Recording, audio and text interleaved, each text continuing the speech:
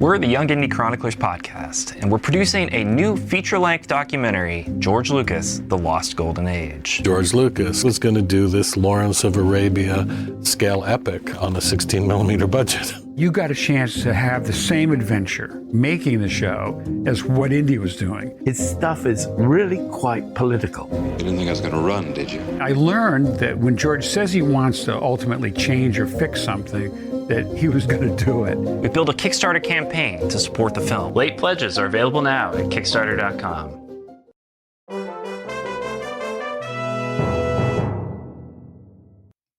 Hello there. Welcome to Force Ghost Conversations. This podcast is your home for cozy deep dives into all things Star Wars and Lucasfilm-adjacent properties. This is your host, Anthony King, and each week I will be joined by fans, creators, and believers in the principles from the galaxy far, far away to discuss the thematical elements from our favorite Lucasfilm properties. And without further ado, it is time to gather around the campfire for some Force Ghost Conversations.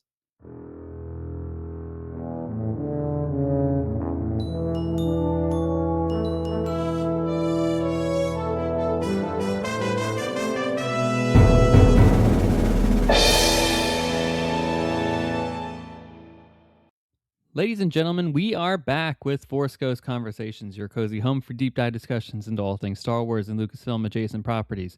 And we're doing a little bit of a first in this week's episode here. This is an exciting episode where Dr. Greg Cass from A Long Take Review, aka EyeOnCanon, is back on the show to celebrate the era that was the High Republic. And not just the era itself of like in canon the era, but also the last arguably 5 years or so here of Project Luminous, where our journeys with that began, reading it from with the stories from the start, even earlier if you're lucky to be in Greg's camp there, and celebrating all the way up through Trials of the Jedi and beyond with the finale comic as well. That really encapsulated this full story arc over many books, gotta be over 30, I think, plus manga, comic books, audio books, audio dramas, they would perhaps more likely clarify it as, young adult, middle grade readers, and adult novels. And it's been a fantastic journey, and we're here to celebrate it now that it's formally concluded its official run, and to celebrate and to highlight some of the stories and books that we think were really prominent that stood out from this era and what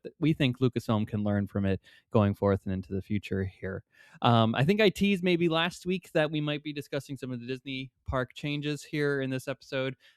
We'll probably try for that next week, so be on the lookout for that. So just thanks for bearing with us on that schedule change there.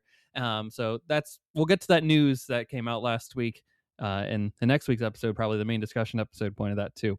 But also, you probably have seen across the Star Wars galaxy this week that a little show called Maul Shadowlord got a poster, a release date, and a trailer. And the trailer is awesome. The teaser trailer. It's available on anywhere you can find Star Wars YouTube accounts or their YouTube, social media, any place that has Star Wars, you can find it. And it's awesome. And it's going to take place roughly after the events of Star Wars Season 7 of the Clone Wars. And Sam Witwer will, of course, be back as Maul. And we'll see how he kind of goes about reshaping his criminal empire that we'll then see later in Solo, a Star Wars story. So I'm really excited. I think this trailer, first off, looks amazing. The animation is spot on. It's a step up from everything that they've done before. Not that saying anything was bad, but they've clearly showcased that they are learning and improving their craft as they go along with this thing, and I'm excited for that. We're also getting Wagner Moura, who's Oscar nominee this year, in the show, as well as some returning favorites in the voice cast as well. So I look forward to hearing their takes on some brand new characters. And it looks like Maul's maybe going to have a little bit of an apprentice in this case, and he's going to be hunted down by some Inquisitors. So this looks fantastic. I can't wait for more. April 6th, I don't think I mentioned, is the official release date of the first 2 episodes. And it looks like we're going to get 2 episodes each week leading to the finale, which will be, of course, on May 4th, Star Wars Day. So this is fantastic news. I'm glad we're finally getting confirmation of it. We got to see official footage of it. I know they released a little bit of a teaser at Celebration last year.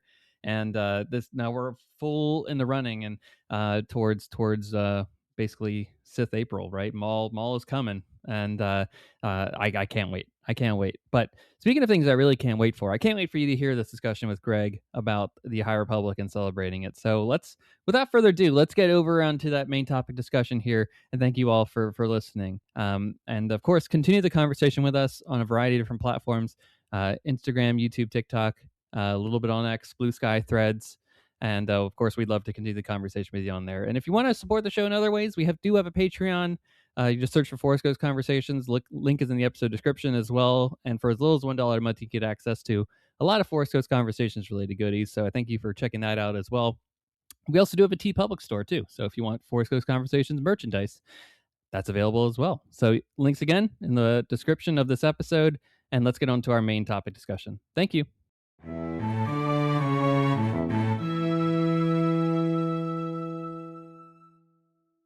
Ladies and gentlemen, welcome back to Force Ghost Conversations.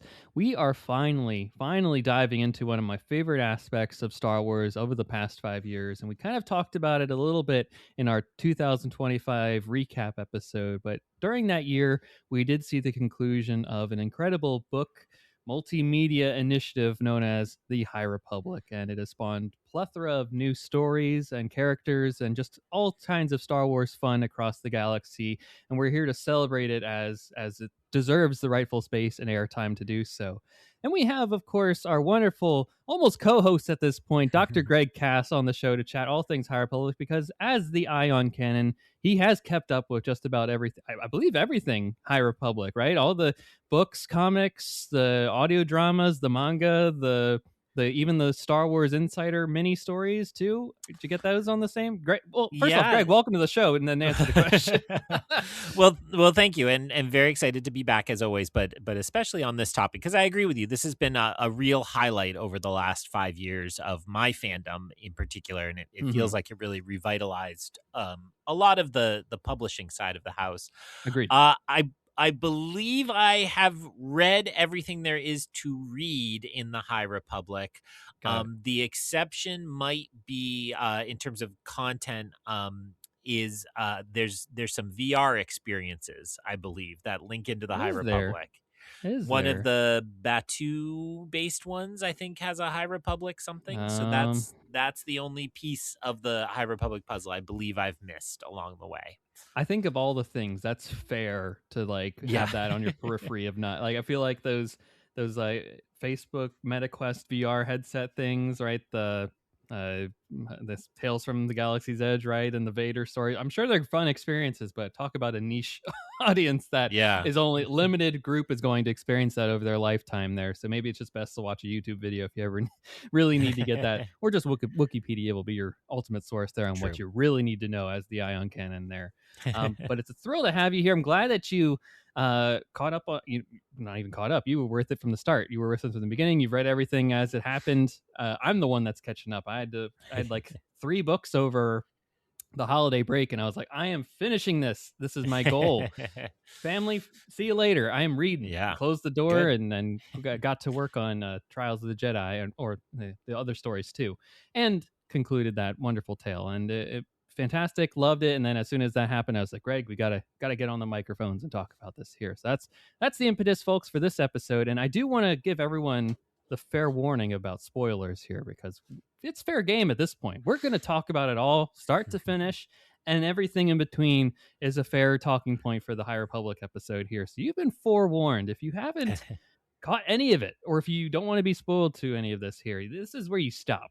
Everything it's not my problem if you're spoiled to something by this point here. So go pause this episode, go read 30 books in total. I don't know, it's a lot. We'll get into that, but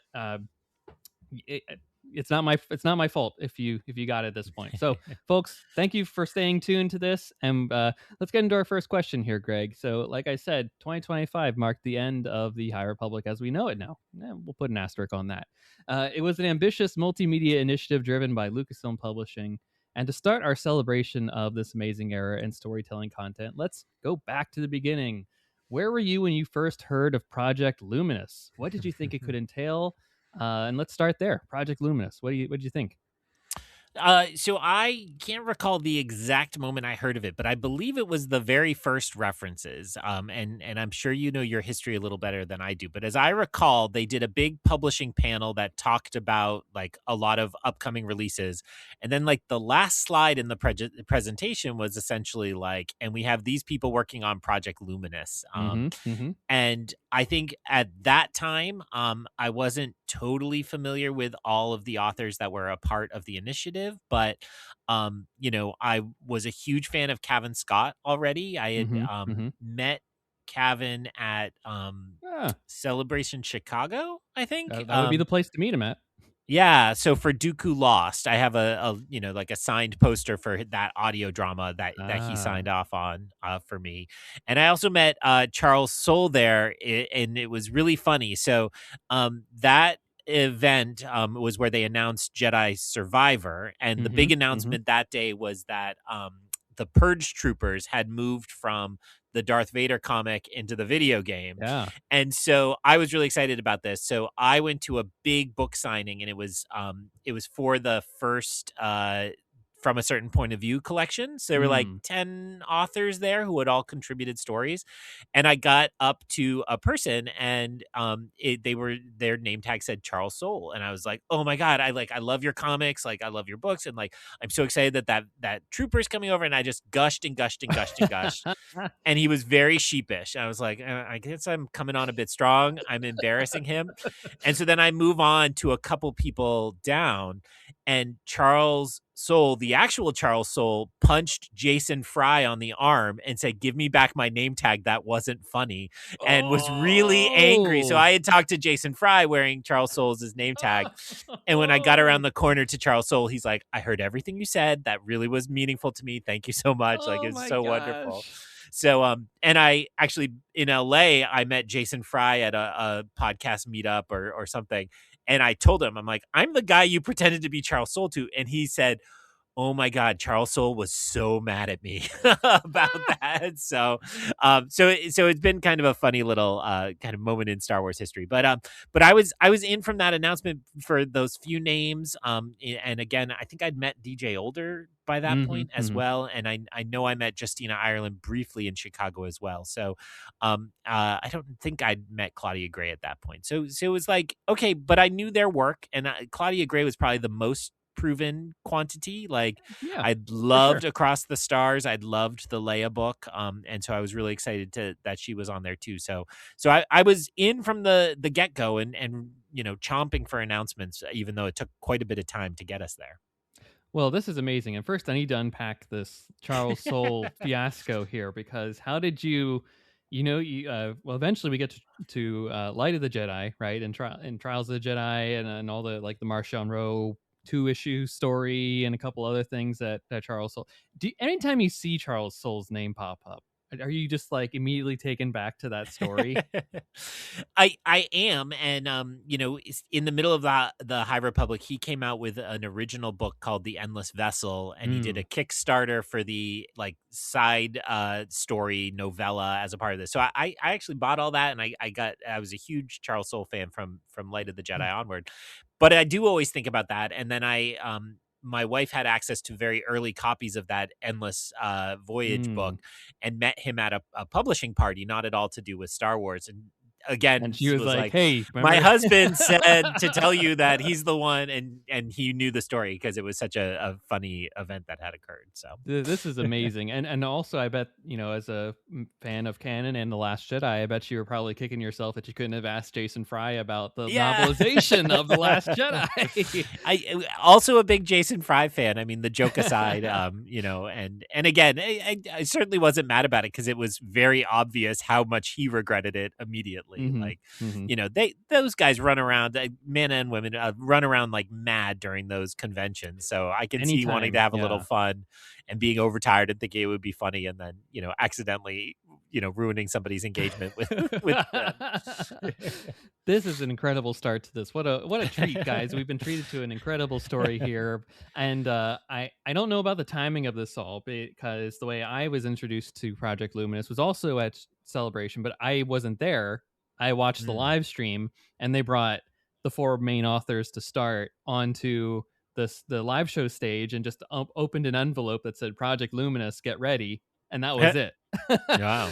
So that was my introduction to it. Now I don't know if the panel happened before that or after that. It's probably the same day, right? Yeah. Maybe minutes before and after each other, right?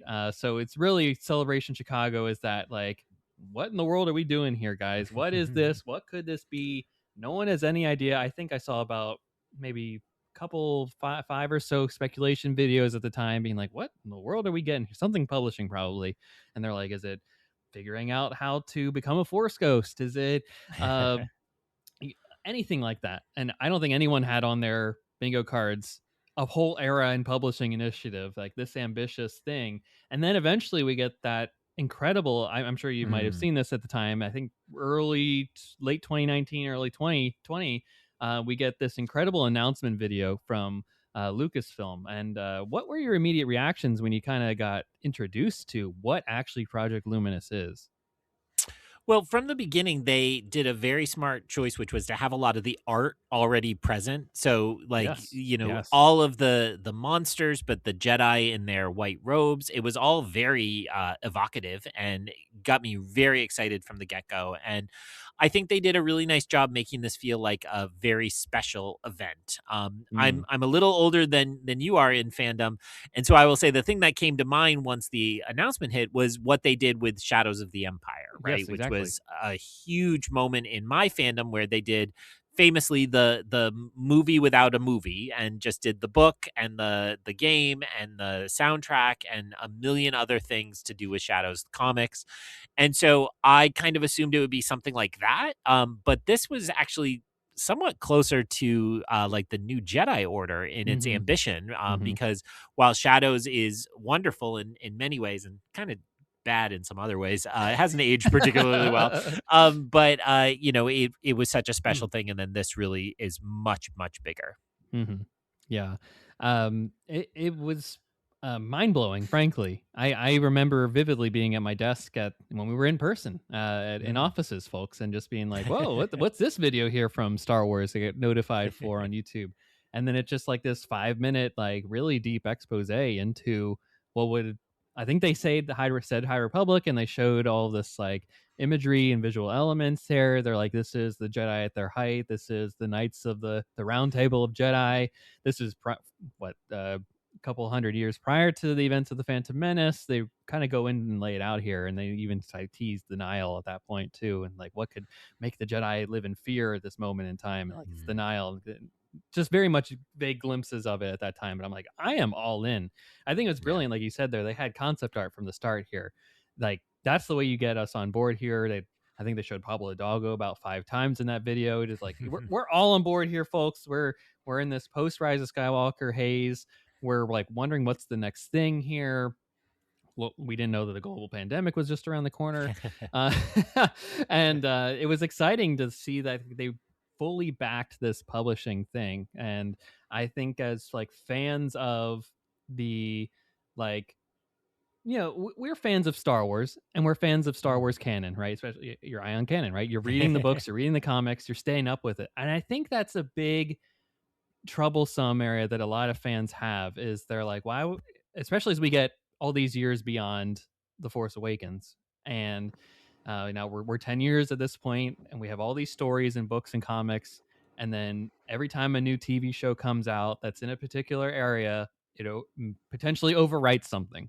And people are like, why would I invest my energy and efforts into the hours it takes to read a book, to get invested in these characters and to love them, only for some person to come along and say, well, I didn't want to be boxed into a comic book as I'm writing this TV show, so I said, man, forget about it. And then now the comic creators have to like backtrack everything and do other things or talk, right?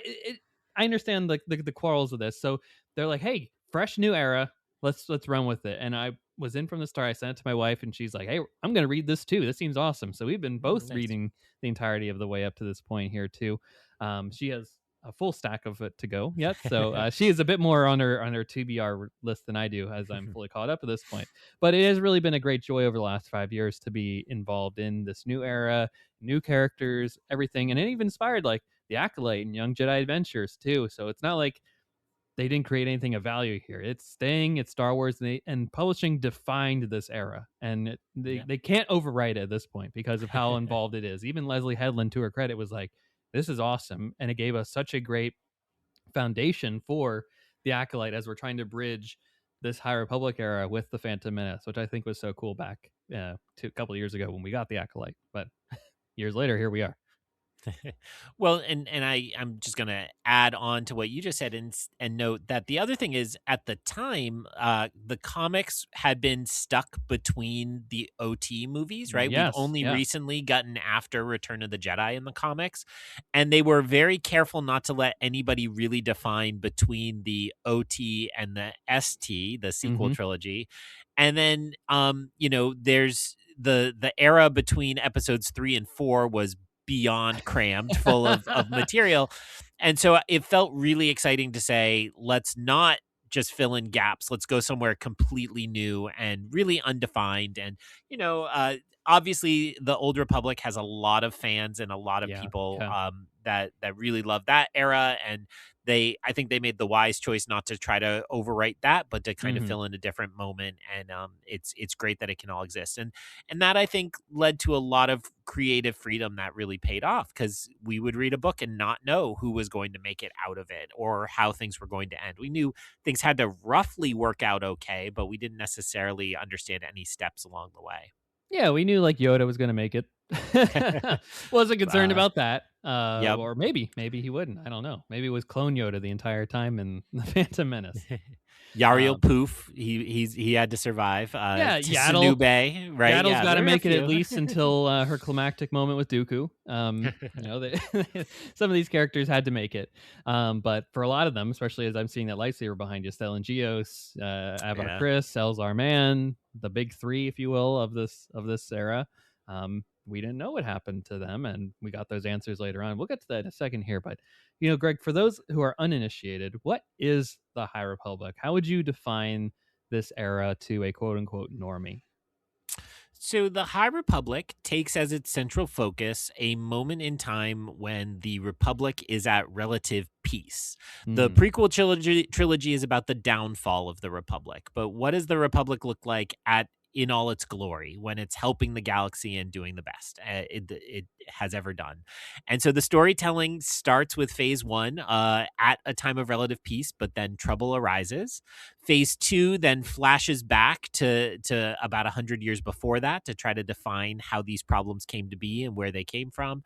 And then it wraps up with phase 3, which roughly speaking ends just before the Acolyte, kind of dovetailing into that. And then Mhm. one could assume we were going to get a few seasons of Acolyte to get us closer to Phantom Menace, but such as it is, that's the kind of end of that storytelling at the moment. But it's told across primarily publishing. So there are 3 levels of High Republic. Well, there's kind of 4, but there's Right. Yeah. adult fiction. There is middle or young adult, which is pointed towards teenagers. And then there's middle grade for like your 7 to 10-year-olds primarily, but all very readable, and all High Republic fans often dip into those eras. Mhm. And then it's supplemented with comics and manga and children's picture books, Yep. a few different ways. And then, as you alluded to before, Young Jedi Adventures, it features 3 Padawans from this era to kind of tell some stories. Again, I think they were drawn to let's just tell some stories about some characters with no kind of bookends of canon. Yeah, and he introduced Nubs, who has just taken the fandom by storm, and just and kids will buy action figures and all the cool stuff surrounding it, which it did. I'm even a fan of Nubs, and I buy everything Nubs that I can find. So Nubs Nation unite! Wonderfully said, Greg. And I do got a question for you, just piggybacking off of that. What did you think of the phases? Like, did you appreciate how they kind of mirrored Star Wars, the films itself, by doing the original trilogy, I guess, prequels, and then a sequel? Or do you wish that maybe they, in hindsight, now that we're concluded of this saga, that they would have just done phase 1, phase 2, phase 3 in a more chronological sense, focusing more on the characters at heart. I mean, I can't pretend I'm on the inside of these discussions, but I believe the word is that the pace was just too rapid for them to kind of continue on. And so they came up with a flashback phase 2, and that's when they brought in some different authors to try to kind of ease that pressure valve on the original Project Luminous authors. I think phase 2 is the hardest for me. It was the one I felt the least attached to, but it's also the most constructed.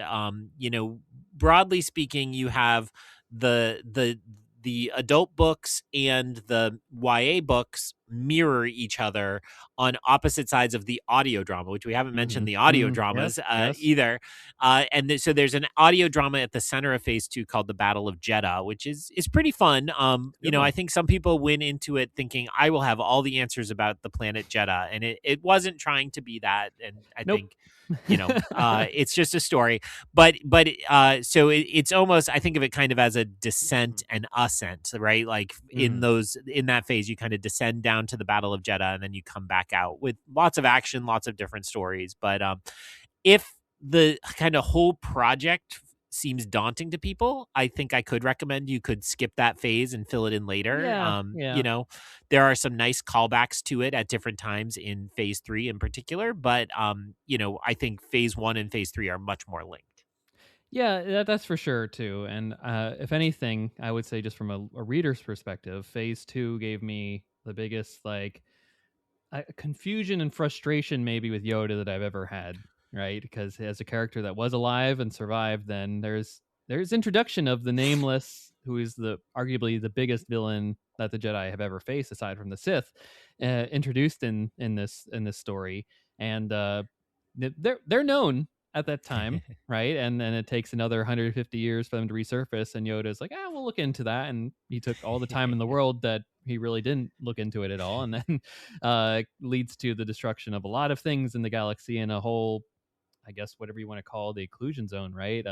Mass overtaking of half the galaxy under fascist rule, pre-Empire. And I feel like Yoda is really responsible for a lot of that by not following up on a lot of those loose threads that he saw from the Battle of Dalna. What's it specifically called? The Long Night or something like that. You don't need to have that answer here. It's something Night of Sorrows, Night of a Thousand Sorrows. That's it. Or something. Yep. Night of Sorrows, I believe, is that. Yeah, exactly. But Aslan Rel is a character that pops up as a result of that in phase 3. It's a very important pivotal character to a lot of phase 3. Of course, Yoda's kind of at the center of it all. But I would say phase 2, unless you want to hear about how Marchand Rowe's great grandmother and the Gaze Electric kind of haunts him later on in phase 3, that maybe can be the aspect to skip there. But I would argue, we'll get into this in a second here, but I, for some reason, really love The Path of Deceit. I think it's the first novel of phase 2, the YA novel. That's one of my favorites of the entirety of Star Wars, not even just the High Republic. And it kind of blew me out of the water there, but I wasn't expecting that at all. So I believe Justine Ireland maybe co-wrote that or just wrote that on her own, but really excellent work there. Anywho, let's dive into some of the High Republic more here. And we mentioned that this initiative was announced pre-pandemic, but pandemic does hit in 2020. And about a year later, I believe January of 21 was officially when Light of the Jedi comes out by the aforementioned Charles Soule. Did you think that this book was a great way to launch this new initiative and era? So I have to clarify that is not where I started. Did you get a pre-release of something? I did. So in October of 2020, my wife was working at a bookstore, and she was the head buyer. And, this was, I think Disney was trying to figure out how big this thing could be. They really didn't know. Mm-hmm. And so she got a package. She was back at the office, in isolation. I don't think she had any colleagues in the same room, but she was in the back offices, and she texted me in the middle of her workday, and she said, have you heard of something called the High Republic? And I was Boy, have I? Say less. And, it was like door slam, screech. And I was outside her office, which was a solid 45-minute drive from our house. And I grabbed that package right away. Now, the package only had the middle grade and the YA book. So Ah, I started the High Republic with A Test of Courage by Justina Ireland, and then Into the Dark by Claudia yeah. Gray in October. So by the time we got to January, I really wanted this one. And, honestly, you should really probably start with Light of the Jedi. It makes the most sense that way Yeah, because you get the kind of broad story first. the But Hetzel disaster probably made more sense as it's yeah, I could referenced piece heavily in things the others. together, but it wasn't totally clear. So when Light of the Jedi came around, I was excited. I think the opening chapters of that book are really interesting in terms of Star Wars canon because you kind Mhm. of jump in. It actually feels very cinematic in many ways. You jump into a kind of scene, and then everybody in that scene gets wiped out, and then you jump into another scene, and I have had friends who are like, yeah, I started caring about all these people, and he killed them immediately. I'm not reading any more of this, which I think is a bit silly, but I thought Light of the Jedi had 2 or 3 moments in it that really just left me completely gobsmacked, and Yeah, that yeah. Avar, meditating and levitating and cooling down and pulling a rainstorm to cool down the servers, the way the Jedi arrive after the great disaster, the way the Ariaduans, who figure much more prominently Mhm. across Yep. the series than I might have guessed, kind of fight back against the Nile, and Martian Row. Like I thought it was awesome, and I think the fact that it was an immediate hit. It did help that we were in the pandemic, and so there wasn't a lot going on. But it felt like this was the center of fandom, and there were always people online being like, "Oh, this is woke garbage," and nobody actually reads this. It's just Disney, propaganda. But it was clear to me that from the moment forward, it became a lot of people's favorite Star Wars book. It really did, and kudos to the entirety of like the saga of it, because well, beyond that, right? There's a lot of representation in the High Republic, and Yeah. people felt seen and connected to this for a variety of reasons. To the point, even at Celebration 22 in Anaheim, not only are they having full panels basically that are entirely High Republic. I mean, that publishing panel is basically like, hey, get gear up for our next couple of phases here, guys. Yeah. But they also had like cosplay and meetups and meet and greets, and particularly people that were like, hey, High Republic is here to stay and it rocks. Yeah. And I remember my wife was also there at Celebration Anaheim, and we ran across Claudia Gray, and this was after, of course, she had read the remind me again, the last novel of Phase 1, the one with the um. starlight going down. Starlight Beacon Yeah. goes down in this one. I forget Yeah. exactly what it's Yeah. called. Fallen Star. Fallen Star. That makes Yeah. sense. That sounds right. Finally, I'm justified having my bookshelf behind me. That's right. Yeah. It pays off. It pays off, everybody. And she, without hesitation, I was like, "Hey, look, that's Claudia Gray over there," and she's in a conversation also with Justina Ireland too, and somebody else. And my wife goes right up to her, and she's like, "How dare you?" I'm sure Claudia loved it. And she did. She did exactly. And she was like, "Hey, I'm just kidding. It was fun, but really, how dare you?" So that's the kind of response that you get from this. But Light of the Jedi had the weight of kicking this off, and it much like Iron Man, right? All these other kickoffs to a brand new saga and an era. If it doesn't work, it all Yeah. fails. So a lot was riding on this. So I'm glad that it was a big success. I remember the hours of podcasts that came out about it in the year, a couple of weeks in that time frame. And introduced these wonderful, great characters. I think Martian Rowe is really set up as a fantastic villain. The hyperspace disaster was an all-astounding, incredible event that defined a lot of that Phase 1 storytelling. So really well done there. Charles Soule knocked out of the park, and then he of course, gets to conclude this too, because he kind of goes missing for a lot of a lot of the High Republic in between there. I'm like, when are we getting some more Soule in this matter? And he comes across in the end with a big knockout punch to conclude this whole thing.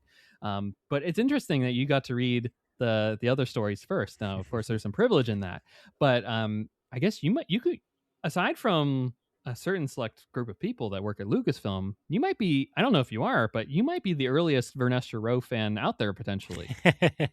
I mean, I will absolutely claim that. I liked her right away. Especially her spirit in that first book is really, really fun. And, the journey she goes on is fantastic across the the phases as well. Yeah, and it's really funny because like I kept like posting on Instagram like I've read these two, I wish I had more, and it was like another couple months until the like influencer wave of Yeah. releases came out, and they got big boxes with all three. And so I felt like, oh, I really wish I'd gotten one of those Use instead. that card, yeah.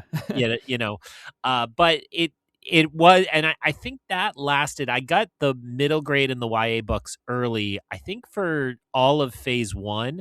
And then it was at the point they didn't need to, right? Like it was already huge. The sales were guaranteed. They weren't going to bother marketing to booksellers anymore. Yeah. So it was very special. I mean, I am privileged with a really talented wife who has an awesome job, and so this is kind of common in our house that I get early access to a book, but I never lose sight of how special it is, and try to do my part to hype people up for whatever the release is. As Greg is signing an NDA, so he can't talk about whip lightsaber. How hard was it to keep that in?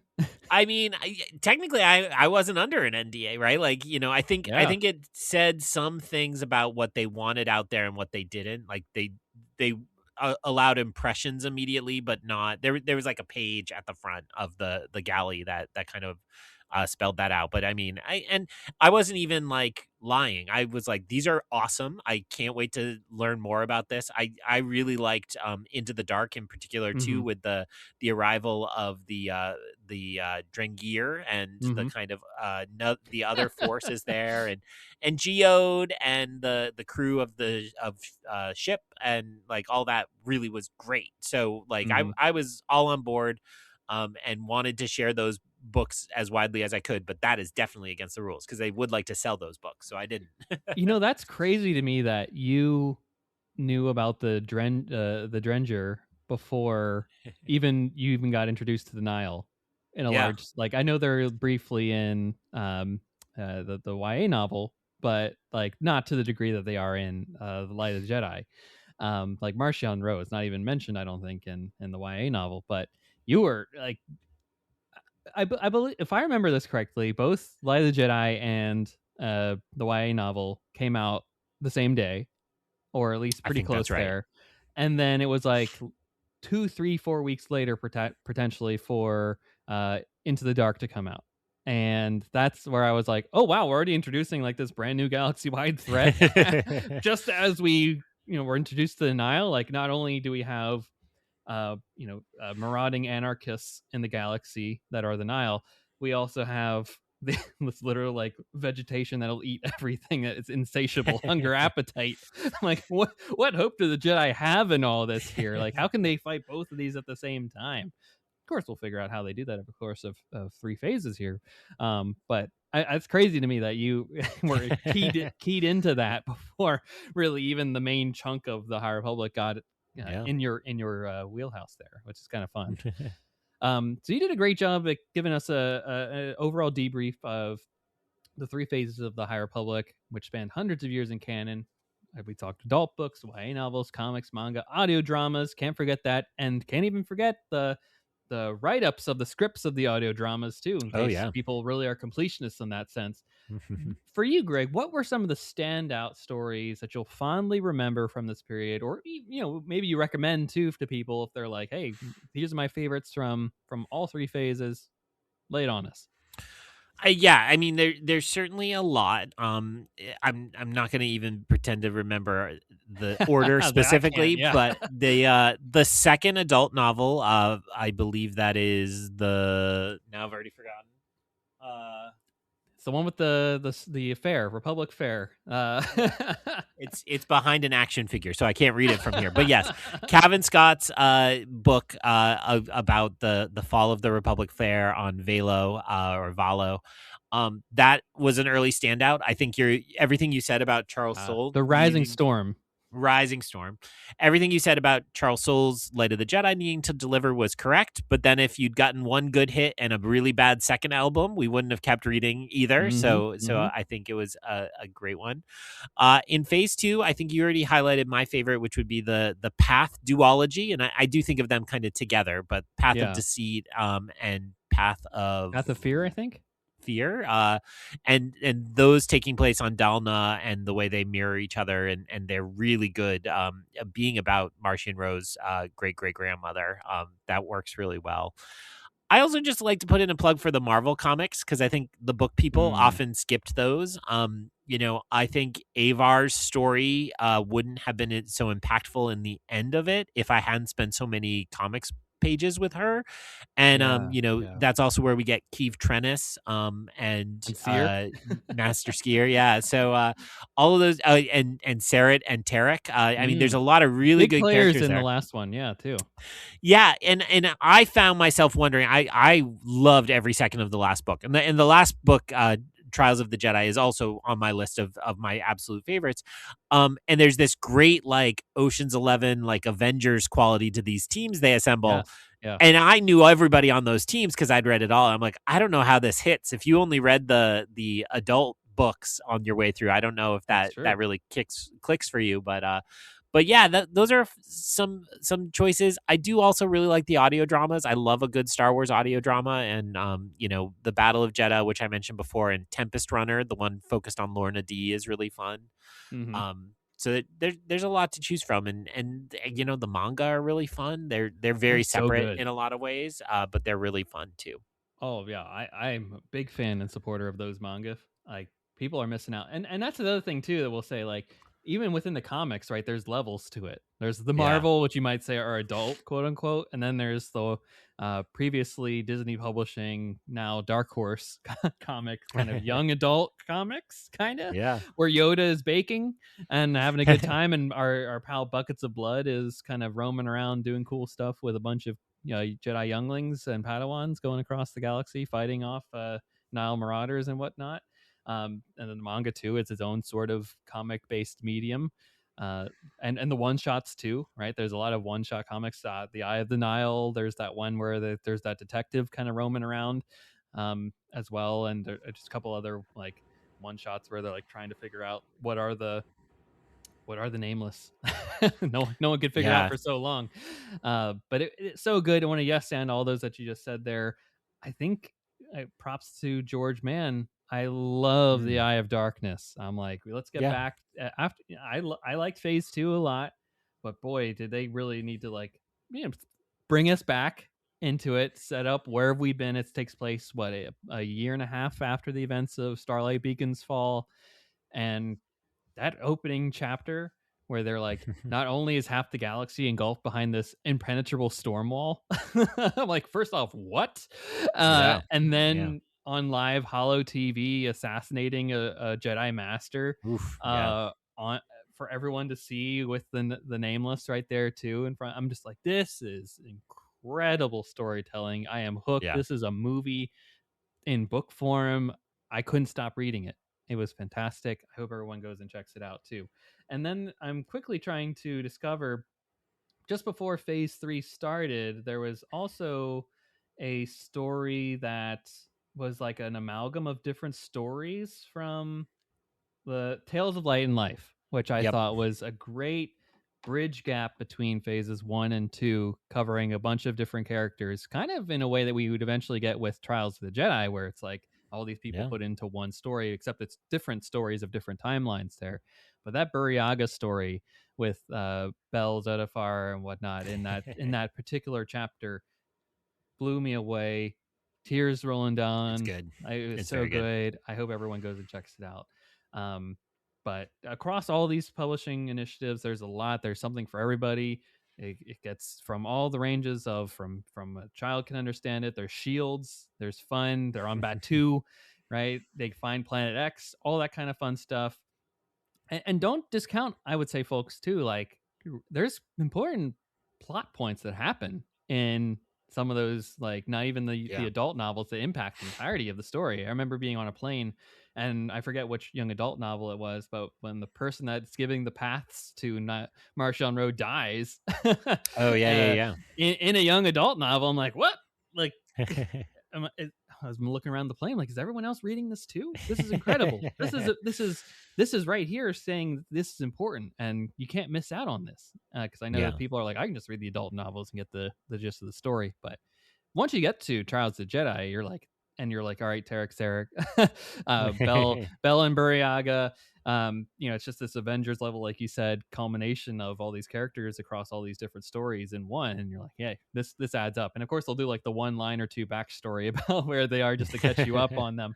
But it was great to get to that point here. And like I was saying, amazing characters all throughout this, and I think it's pretty clear to say that it wouldn't have been a success without these amazing characters. So, which of these new characters stood out to you, and why? And why do I think it has something to do with your name that people can't read on this episode, but also the incredible lightsaber that you have behind you there? Yeah, certainly my biggest indulgence in High Republic purchasing is the Stellan Geos lightsaber, which was available on Batu in Doc Ondor shop, but briefly online. Although I think it's been online for a while now. Like It appears but- every now and then. Yeah. yeah, they've restocked a few times, but I loved Stellan. I actually like all three of the big three: Stellan, Geos, Elzar Man, and Avar Chris. I thought Elzar and Avar's hard to say, but great characters. Their story at the end in the final book was like really operatic and kind of wonderful. It felt a little like a dyad, but wasn't quite a dyad. Like they didn't want to say kind it. of yeah. But I really loved their story throughout, and this I do think that's another thing they stole from the movies, like have a core three and build from there, and I think it worked really well. I already name checked Keeve Trennis from the comics. I loved Keeve and her story across kind of coming into her own as a knight. That is somebody who was actually teased back in Dooku Jedi Lost. So like they were even starting the High Republic before the High Republic had even been announced. And I am a sucker for Geode, which is just a really good gag of a giant rock that is maybe doing nothing or maybe doing everything. And it's pretty wonderful. What an incredible sacrifice that big rock made. Like, who would have thought that's this incredible out of the box character that Claudia Gray creates in Into the Dark would then have the heroic moment in Trials of the Jedi that saves the galaxy. Not even Trials of the Jedi, right? Was it the middle grade? Yes, on Kashyyyk, right? Yep. My apologies, folks. They all blur together when you read them in a week. Another good one, right? To clear up the blight. Another incredible villain that comes across this series too. Hard to describe what it actually is, but we'll get there. I think that's another great one too. So I'm gonna yes and all those there. Stellan Geos, unfortunately, also passes at the end of phase 1, so we get 2 other phases without Stellan Geos involved in the picture too, but his sacrifice lingers heavily over the events of phase 3, of course, and really that sacrifice makes a lot of heart-to-heart conversations between Elzar and Avar, leading to some romanticism, perhaps, if you will. Maybe some questions of what the Jedi code allows and whatnot gets described in, but no, they become deities basically on Planet X. So the nameless get ultimately their balance back at the end of all things. We'll get that in a little bit here, folks. Yes, ending again, all those folks. I think Buryaga is really great too. Oh yeah, wonderful Wookiee Jedi. I did like the fun. We got a little hint of Kelnaka in in that Kashyyyk story too. Bel Zettifar I think is great. Emperor the Charhound, another big win. Geode is awesome. Leox Gyasi from that crew, the space crew with Geode as well is wonderful. Kind of that McConaughey flair to him. Just trying to think, are there any other characters that come to mind? Oh, sorry, of course, the one that I love the most, Reith Silas, is like me in Jedi form. Just the person that loves kind of being in the archives and sticking to his own self and whatnot. That's forced to go on adventures. I think he is a model character for a lot of the High Republic stories about this growth of from point A to point B. Marta Rowe was also awesome. Wasn't that his great grand? There were 2 Rows, one sister too, and Marta was, I think, the great grandmother, and I thought she was great. But that ties into how awesome that first book is, where she has that relationship with the Jedi Padawan that the Nameless then kills in the Great Mother and all that. Anyway, go read Path of Deceit, folks. It's really great, and the Path of the Open Hand too then leads to the Nile. But let's get to the Nile then. Are we saying the book is only as good as it starts off, right? Lie of the Jedi's got to kick us off here. We got to have good, strong characters on the good side, on the light side of the Force in that one. But it's only as good as the villain that is there as the antecedent to this. So what do you make of the Nile, and more particularly Marchion Ro? And that's just even one villain we're talking about here. We could even say the Nameless are another villain, the Drengier, the Blight are another set of villains in this. But I think they all pyramid up to the top of Marchion Ro. What do you think about Marchion? Well, I think Marchion is outstanding. And one of the things that, I think was hardest about the creation of him is you have a franchise that's full of the most iconic villains of all time. And so he couldn't be Vader, and he couldn't be Kylo, and he couldn't be Palpatine, and he couldn't be Thrawn. And you start to think about the different types that are out there, and it's like, oh, a lot of those are taken in Star Wars. So, I would describe Marchion as kind of a arrogant kind of playboy. I don't know, the Joffrey from Game of Thrones comes to mind, right? Like that kind of doesn't really care about anyone or anything except himself. And I thought it was really delicious. I would credit Mark Thompson's work as Marchion's voice in the audiobooks of at least the adult novels as giving a lot of characterization to it that felt good. I'm also thinking of like the villain in Casino Royale, whose name is Lashif? Lashif. Yeah, he feels a little Lashif-ish. Come on, Mads Mikkelsen right there. Yeah, that's true. It's true. So I thought he was fantastic. I really liked all the Nile, particularly Lorna D, his kind of second in command, question mark, and her story. So yeah. So all of that worked really well for me. And you're right. It doesn't all work if the one at the head of it all isn't really threatening. And they killed it. He was great. He was fantastic. How was when you're first reading Lie of the Jedi, right? And that Marchion kind of has that like aha reveal at the end where he's like secretly revealing that he's been all these different places in the background, mechanizing these systems. He initiated the hyperspace disaster, and taken Loden Greatstorm at that point before, and then we'll see later in that incredible Kevin Scott novel what happens to him as they release the Nameless on him. What did you think of like that like ultimate reveal of like, hey, I'm here, I am at your level if not better, and deal with me?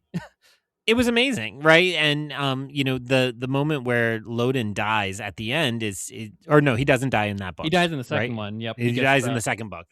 But the capture of Loden and the way that they build up, like how he seems like totally all powerful and can do anything, and then Marchion barely puts in effort to kind of taking him down. And you're right, like he maybe it's more the spider from Game of Thrones kind of manipulating things and working the background, and when he comes to be a dictator at the start of phase 3, I think that's a really powerful moment. I'm a little less okay with where he went in the middle of phase 3. He kind of just wanders around trying to figure out the blight, and it doesn't feel as coherent to me. But I did like his ending, and he gets just a brutal comeuppance at the end. He does. Great. We could spoil it here. He's left in a prison where it's just robots there, and he's nothing. Like all he wanted was attention. All he wanted was attention and to be a nuisance, and he was nihilism and human and in whatever species. I'm lost on it now. What he actually is, but and humanoid form in essentially, right? I know he's blue, but it's a brilliant ending to a character that like was such a thorn in the side of the Jedi and had no force ability. Like he brought the galaxy to its knees. Yeah, absolutely. And they were helpless against him. It's because of his design that the Stormwall, like we're in Trials of the Jedi, and I'm like, how are we going to end? Like I had some trepidation about Trials of the Jedi because I'd have thought the Stormwall goes down at the end of the book preceding it, right? I'm like, how are they going to have this final battle against the Nile, take out the Blight, take out the Nameless, defeat Marchion? I'm like, there's too much in one book. For all credit to Charles Soule, I think he does a spectacular job in that. But it's a lot riding on that one. I was like, how are they going to do it? Now they pull it off, of course. I think it's wonderful. But there's a lot that rides into that. And I think that certainly Marchion, like, it's incredible how his own ambition is also his own demise at the same time. But his ambition was, I will be the last thing that the galaxy remembers. Like it will be because of me. No one, like, what an incredible level of like narcissism added with nihilism at the same time. Like that's a, like you said, deliciously evil way to go about it. And kudos to the teams putting this together, whether it be the Lucasfilm story team group with in collaboration with these authors, all those Skywalker Ranch retreats that they had where they're talking about where the story plot points are going for this thing.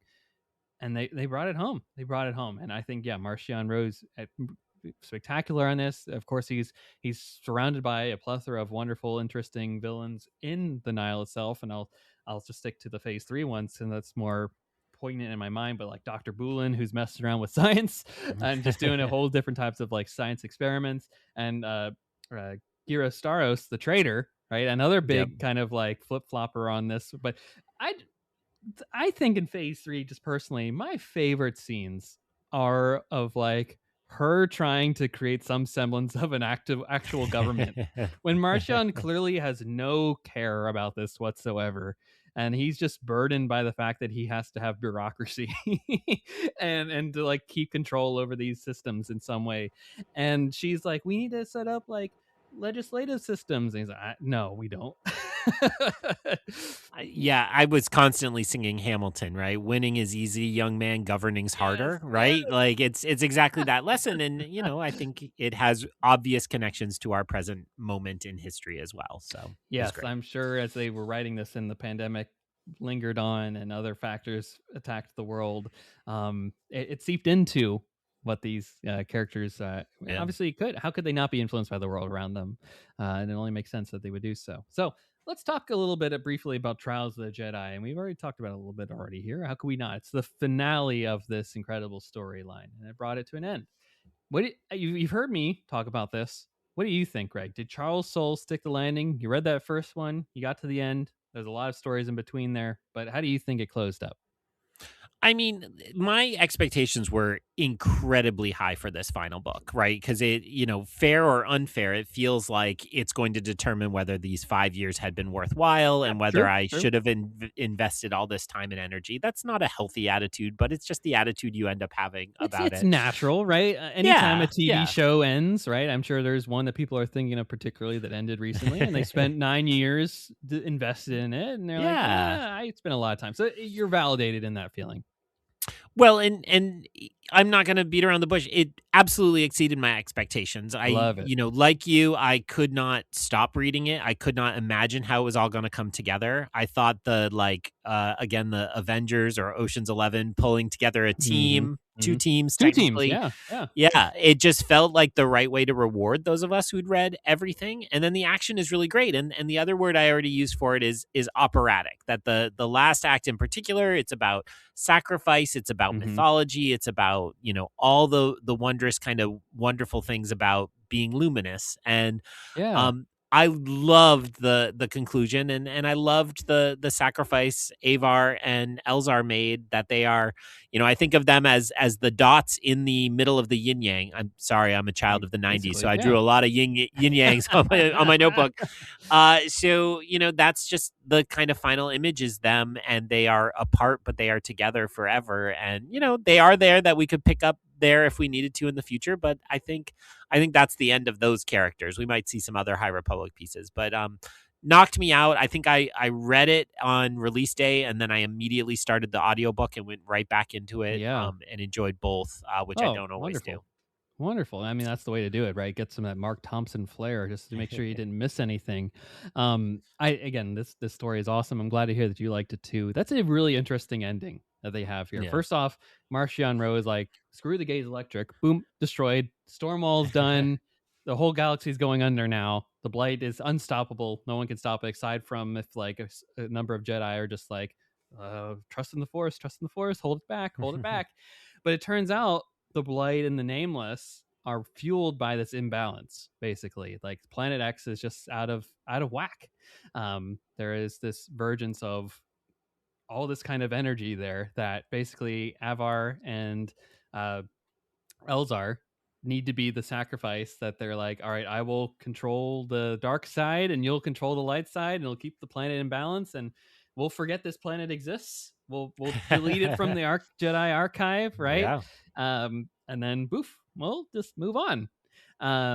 And that was, first off, the way that Charles Soule wrote it and executed it in the scene was really special. It made, like, I was always curious because they have a very much romantic relationship, folks, those two.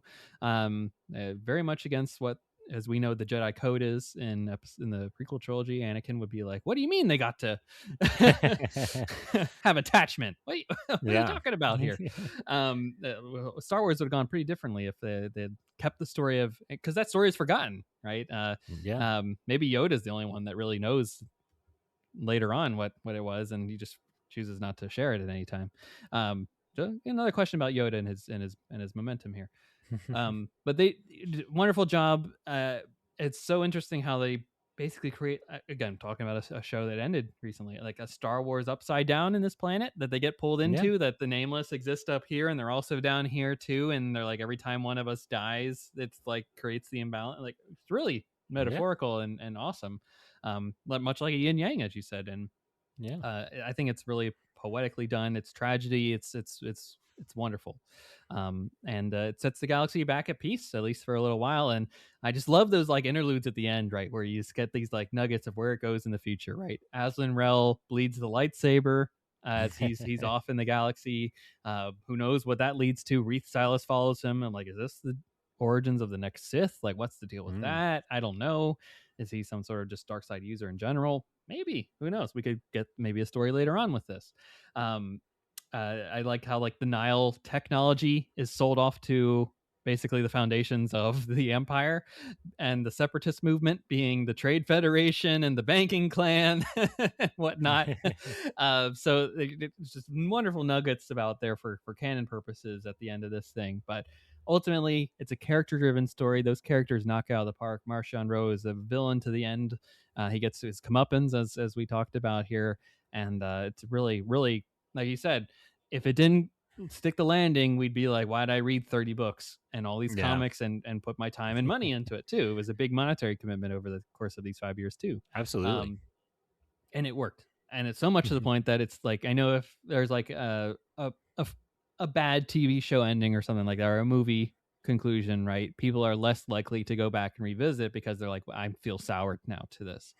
But because they stuck the landing, I'm like, maybe I go back to Light of the Jedi and like read some of my favorites throughout the course of this here, and revisit some of those great stories, because they're not going anywhere, and it's fun to just go back in that time and space that this 5 years will be for Lucasfilm here. So my last question here, Greg, for you, what are the lessons that you think Lucasfilm can take from the High Republic and this initiative moving forward? Well, so I have let it linger and languish, but I, for a long time, maintained a blog. And the very last thing I ever wrote on that blog was called For Light and Light, 5 Lessons Live Action Star Wars Can Take from the High Republic. And I wrote that on November 9th, 2023. So wow. If people search EyeOnCanon on Substack or EyeOnCanon.com, should get you there, but it's a redirect site. But I feel like I just pulled it up to kind of remind myself, and I stand by this list. So my list of 5 things was, number 1, trust your creators. Pick good people and just let them cook. I think the franchise in general has gotten in people's way and tried to control things too often. Number 2 is don't be afraid to be weird. Something like the Drengir or the Nile or kind of pushes the boundaries of what we have accepted in Star Wars before. And that's fine. 3 is welcome everyone to the galaxy, which I think you alluded to before, that it's a big galaxy, have representation for all types, and welcome everybody. Who cares what, YouTube bros say? Number 4 was have real stakes, which I think can be difficult when you're locked into canon. But, it made a huge difference that we didn't know what was going to happen and that we lost people. I'm a huge fan of the old Legends books, but you never actually thought Luke Skywalker was in danger, right? Like he was going to be there. And now we know for sure he will be. And then the last one was my 5th one was just hope survives. That if you are Mm. upbeat and positive, I think that's the kind of stories we needed in this era, and I think we still do. So I think there's always that crowd that's like, do R-rated Star Wars where there's just lots of death and destruction, but I don't think that's the brand. The brand is hope, and so I stand by that list of 5, and there's my answer. I cribbed it from 2023, Greg, but I'll take it. I'm glad that it still works almost 3 years later, right? Like middle of the High Republic, you're talking about that. I think probably phase 2 is happening as you're writing that, and Yeah. and it stuck the landing, and it still applies, right? These are great Yeah. lessons to learn. Trust your creators. I think in this day of streaming where everyone's kind of like trying to find that next big hit, and there's a lot of meddling across Yeah. the board, maybe more so than ever. We need more of trusting and letting creators just, like you said, cook. Let them cook, Yeah. figure it out, and maybe, Light of the Jedi was great. It was a great kickoff, and it gave the foundation for a lot of these things. But for some of these stories, it took time to like figure out their stride, right? Some of these YA novels and the middle grade novels, like as you bring in different voices and people into these different kind of things, they had to figure out where they were going, like what the High Republic Yeah. is, and then of course they had a map out kind of idea of where they're going. But it takes time, and just like in this world of, oh, it gets one season, people online hated it, cancel it kind of thing. Yeah. We're fans of the Acolyte here. We're like, what could have a season 2 looked like on that if they Yeah. had time to like retool and think through, all right, well, this worked, this didn't work, let's try this out a different way, right? That'd be great, right? I think we'd all benefit from that as a society, and more representation in a world where we're losing types of diversity initiatives right across the world, Yeah. where DEI is a swear word in many places, unfortunately, these days. Celebrate differences of people and backgrounds and situations and all that stuff. And I think the High Republic celebrated that. And go to a celebration, folks, or any type of like major convention where they have like I know NYCC has famously a Star Wars publishing panel just about every year there, and they'll do High Republic meetups there as well, and cosplay and all. It's just, ultimately, I think the big takeaway that Lucasfilm should have is always do concept art for things, right? Because having this visual element of what's the High Republic is and was, I think, was helpful for a lot of people. I can see the character encyclopedia that I have right over here too, that really defines and lists out all these characters. Another wonderful, great resource. But Kristen Baver has also done the art of the High Yeah. Republic. Two stories on that one, featuring a lot of this great concept art that was done in preparation for this. Like you said, a movie without a movie. But even without the ancillary like video game, even though there is kind of that High Republic video game that no one wants to talk about, that's out there in the ether for the last 4 or 5 years. I think Star Wars Eclipse was what it's called. Yeah, that's right. Maybe that'll see the light of day. I don't know. Much like the video game world is almost like the Star Wars game movie world, where it's like it just gets announced and then never happens. So that's a whole other conversation. But there's a lot to take away from this. Let the creators be, let them exist, give them a space of time by which to figure something out. I think is a big one, right? Like you said, there's so much story told in between episodes 3 and 4 now. The dark times are almost dark timed out. And they were so afraid to do post episode 6 stories, and even post episode 9 stories now are kind of the fear ground right now too. But there's arguably an infinite level of storytelling to be told in the time before then, and because they got to basically have free reign during this time frame, the High Republic, they defined it, they created it, they made sure that there was a great villain and all that to scope it out. It succeeded because of that. Now, could they have done maybe a 3-4 year period pre Phantom Menace? I don't know, right? We because it had that space away from the Skywalker saga, we weren't always constantly comparing it to, well, Ki-Adi-Mundi is there, and his species is right there in is only this old in the Phantom Menace. Like, okay, don't need that conversation here. Yoda's here, that's it. Buckets of Blood is there too. He's got some buddies, he bakes. Have fun with it. So it's great. Maybe they do more initiatives like this in the future. I guess that's the big takeaway, is allow publishing to do what it wants to do, give them a space, and let the creators cook. And I hope that they do another initiative like this, like Michael Siglane and the team there at Lucasfilm Publishing. Like, I know they haven't announced yet what is kind of like the next big thing. I know what Alexander Freed's doing, his trilogy. That's like the Mothma trilogy, pre-Andor, post Revenge of the Sith, kind of bridging that gap. but It's actually 3 different authors. He Three only did the different first. authors. Yeah. Rebecca So- Roanhorse has the second one coming out she's this fall. awesome too. So she's really great. Yeah. Man. Well, kudos to the publishing team for always keeping me on my toes here with great stories Yeah. coming around the corner.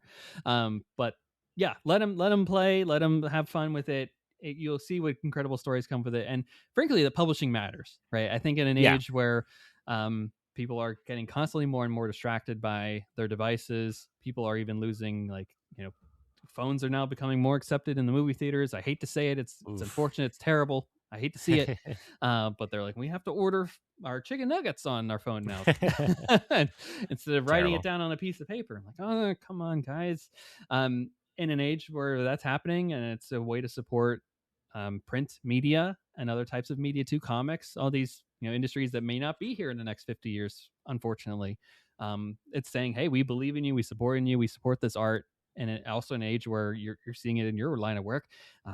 AI is coming in hot, and people are writing books with AI quicker and faster than other people. So support actual humans putting stories together. That's at the forefront here, and see ultimately what comes out in the end of things. So big success. Love the High Republic. I guess the asterisk there is, like, we're technically not done with it. Like, I think at NYCC this past year, they're like, we just did Trials of the Jedi, but hey, we have George Mann doing a couple of like fun comics that are also like epilogues to this too. So I don't know.